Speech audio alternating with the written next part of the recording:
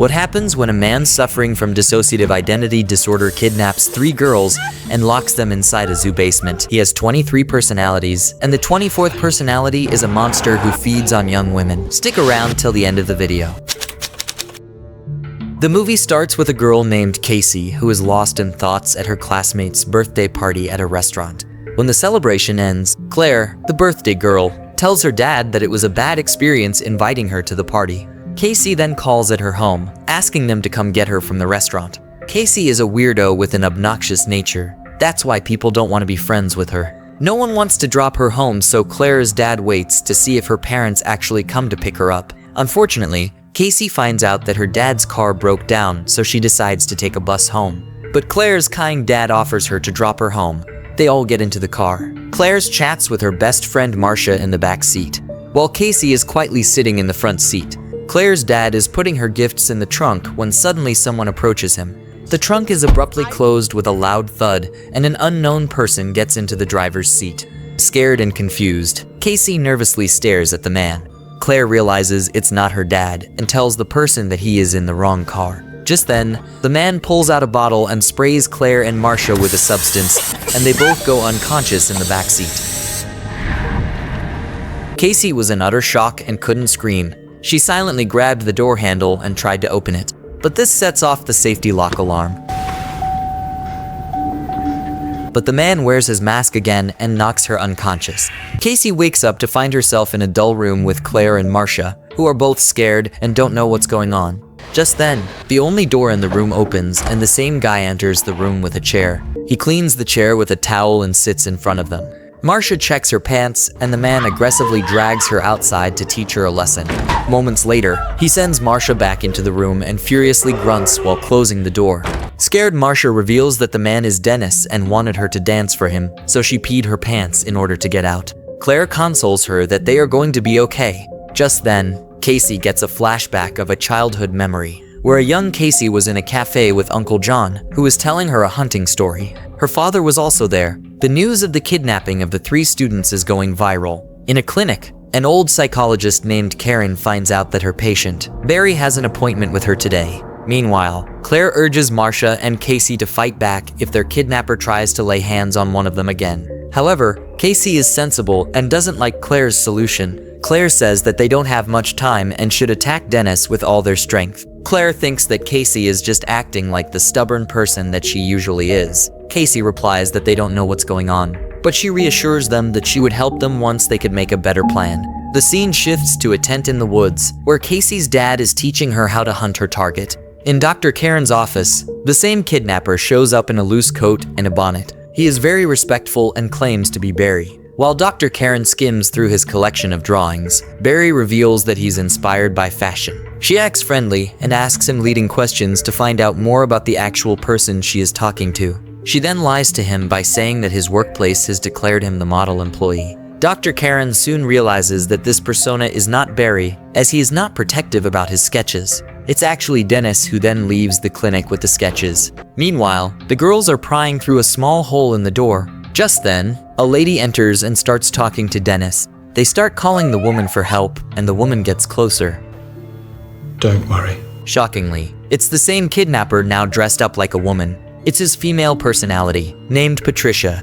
The girls were confused why he's wearing women's clothes. Patricia tells them to not worry, as she will tell Dennis to stop abusing them as he listens to her. He listens to me. She then shuts the door. Meanwhile, Dr. Karen sees a colleague doctor in town, and they talk about dissociative identity disorder. The colleague thinks that Karen's patients are not normal, but Karen perceives them differently. Marcia and Claire figure out that Dennis is having an entire conversation with an imaginative character. Just then, Dennis enters the bathroom with a pail. He rants that the bathroom is dirty and asks them to clean it immediately. He then promises the girls that he will never touch any of them ever again, as agreed with Patricia. However, he reveals that he brought them to feed someone, and the girls are left traumatized. Later that night, Claire and Marcia awaken Casey while pointing at the door. The kidnapper is sitting with the door open in a yellow outfit. It is Hedwig, the 9-year-old playful and childish identity of Dennis. How old are you? 9. He constantly warns them that someone is coming for them. Someone's coming for you. Now, the girls start believing that the kidnapper actually has multiple personalities. Casey notices that he is very innocent and submissive and asks him to come close so she could whisper in his ear. Casey tries to manipulate Hedwig, but he thinks she is lying. He then innocently tells her that Dennis was stalking Marcia and Claire for several days, and he was planning to kidnap them for a long time. Casey makes up a story saying that Patricia and Dennis lied to him, and this time they are planning to feed on Hedwig instead of the girls. She manages to convince him that they are Hedwig's babysitters who will protect him from Patricia and Dennis, but he needs to get them out first so they could save him too. Hedwig starts to panic and closes the door. Casey peeks through the cracks and sees Hedwig struggling to open the second door. The girls start knocking on the drywall of the entire room. Claire finds a hollow spot in the ceiling and rips the ceiling apart with her heels. Casey, you're right. Just then, Hedwig shows up and asks them to let him in. Claire removes the steel grid on the ceiling while Marcia and Casey try to push the door against the angry Hedwig. Hedwig then shifts his persona to Dennis and opens the door with his strength. Claire climbs up and crawls across the ceiling, while Dennis screams and chases after her. She runs and hides inside a locker, but Dennis finds her and asks her to come out. Would you step outside, please? He asks her to take off her clothes and then locks her in a separate room. He then returns to Marcia and Casey's room and repairs the ceiling and informs them that Claire will be kept away from them. He also asks them to take off their sweaters and shirts. Meanwhile, Dr. Karen is hosting a video conference with her fellow psychologists from Paris. She addresses the clinical evidence among her patients with dissociative identity disorder and how they can unlock all the identities that the brain has created. After the conference, Barry comes to see her, but she thinks that he was in a different persona. Dr. Karen tricks him that she wants to talk to his other personalities, but Barry refuses. She thinks that it's Dennis in Barry's outfit. Barry argues that neither Dennis nor Patricia are going to take control over him, as they are unstable and not allowed to take control in public. Dr. Karen is convinced and challenges Barry, which frustrates him. After the session, Dr. Karen looks at the CCTV footage and notices Dennis taking over Barry, concluding that Patricia is controlling everything. Marcia thinks that they have to escape while they are still alive. While she is talking, Casey again gets a flashback of the little Casey who was on a hunting trip with her father and Uncle John. His father has just hunted down a deer in the forest. Moments later, Patricia feeds both of them and grooms Casey's hair. She even puts a flower in their hair and takes them out of the room to have a proper meal for the first time in the kitchen. She's doing this because they were not like Claire and are actually good girls. While Patricia is making sandwiches for them, Marcia gathers some courage to pick up a chair and hit Patricia with it. Dennis takes over Patricia and asks Casey to go back to the room and lock herself. He then goes after Marcia and locks her in a different room as a punishment.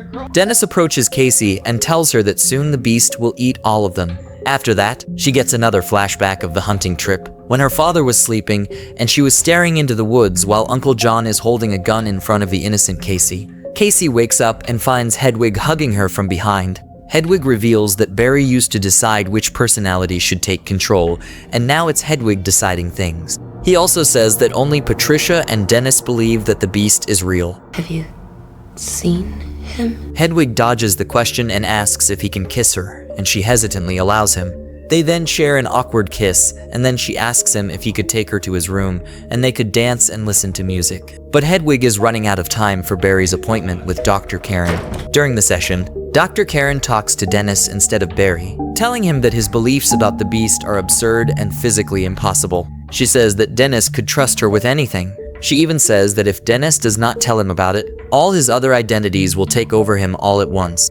Dennis admits that all 22 identities ridiculed him and Patricia. He says that he has taken charge in order to protect the weak Kevin. She triggers a conversation about the beast, and since Dennis and Patricia have never seen or met him, she thinks it's their fantasy. After the session, Hedwig takes Casey out of the room, and she hesitantly follows him.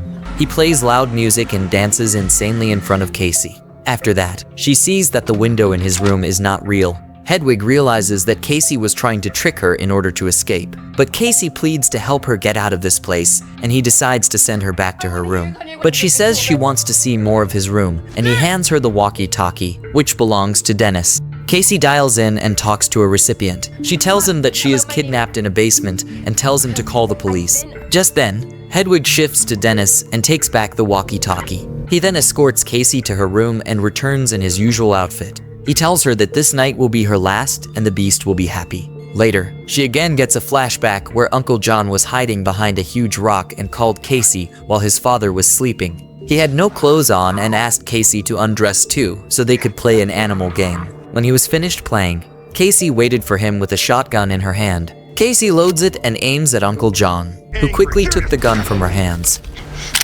Could kill me. Meanwhile, Dr. Karen visits Dennis at his house. Dennis takes her to his room and starts talking about the traumatizing childhood of Kevin. Dennis came into being in order to help Kevin against her mom's torture. Dr. Karen doesn't think that because there are other ways Kevin can be rescued without the 23 different personalities. Dennis puts her off by describing the appearance of the beast. He's much bigger than I am. He's tall. He's very muscular. He's on the move. He can't be real. Dr. Karen asks if he is the one behind the kidnapping of the young women, but Dennis is hesitant, confused and scared. Dr. Karen stops the discussion for a proper session tomorrow. She leaves for the bathroom, but instead checks the rooms across the hallway. Eventually, she comes across Claire in one of his rooms. Just then, Dennis appears behind her and she begs for the girl's life. But Dennis is disappointed and sends her to sleep with the toxic spray. Meanwhile, Casey tries to unlock the door with a nail, while the two others communicate through the walls and try to find something that will help them escape. Dennis goes to a mall to buy a bouquet of flowers. While he is waiting on the train station, Casey manages to open the door and enter a room with a computer, where she finds videos of all 23 of Kevin's identities. Dennis boards the train, where he finally transforms into the 24th identity, the Beast. He becomes taller and more muscular, and he is also able to move like a lizard. The Beast can run much faster than regular humans. Meanwhile, Karen wakes up and tries to write down something on a piece of paper. Just then, the Beast shows up and thanks her for helping him. She then grabs a bread knife with blurred vision, and he grabs her from behind. She stabs him with the knife, but the knife can't penetrate his skin and breaks. The Beast then crushes Dr. Karen to death with his bare hands. Casey watches all the videos and finally finds out where Dennis hides the keys. She silently goes outside and searches for Marcia and Claire, but she finds Marcia's molested body inside one of the rooms. Claire was still alive in one of the rooms, but the Beast drags her and starts eating her organs. Casey runs away in fear and comes across Karen's dead body. She finds a note from Karen but freezes in horror when the Beast starts crawling on the wall. Kevin Wendell Crumb? The broken letters read, "Say his name, Kevin Wendell Crumb." She starts muttering his name and sees him weaker each time. Kevin Wendell Crumb! She starts shouting his name until the original identity of Kevin takes control, because it reminds Kevin of her abusive mom, who used to call him out with a whip. Kevin has no idea what the other identities have done and begs Casey to take the shotgun from the cabinet and kill him. Kill me? He then stops her and Casey realizes that he's having a breakdown as he swiftly shifts between all his identities at once. Just then, Hedwig returns while Casey searches for the gun. She realizes that he will soon transform into the Beast, so she runs outside in search of the shells. She finds the shells in Kevin's locker while the Beast has already taken control. But before Casey could load all the shells, the Beast grabs her, rips off the shirt, and starts eating her leg. She somehow grabs the gun and the Beast disappears. She stands up and locks the gate and tries to get as far as possible with the injured leg. She remembers when Uncle John approached her at her father's funeral and said that he would take good care of her. She aims at the Beast, who is destroying the light source in the dark alley. She shows her hunting skills and shoots the Beast. She quickly locks herself behind the iron bars. Now only 2 shells are left, and the Beast suddenly appears in front of her. She shoots him twice, but it doesn't do much damage to him. She realizes that the Beast is invincible. He then bends the iron bars with his bare hands. But when he sees the scars on Casey's body, he realizes that she's pure and like him. Eventually, the Beast decides to leave her unharmed. Later, a man comes to the basement and finds Casey in the cage. He helps her get out of the basement and takes her to a hospital, where her wounds get treated. The police have also launched a full investigation in Kevin's basement. Meanwhile, Kevin is inside an abandoned room, where all his identities take control all at once. They are talking about the Beast's invincibility, helping him recover. Every news channel in the country covers the murders committed by Kevin Crumb. The world now knows that dissociative identity disorder really exists. And the movie ends. Subscribe to watch more movie recaps like this. Thanks for watching. See you in the next video. Goodbye.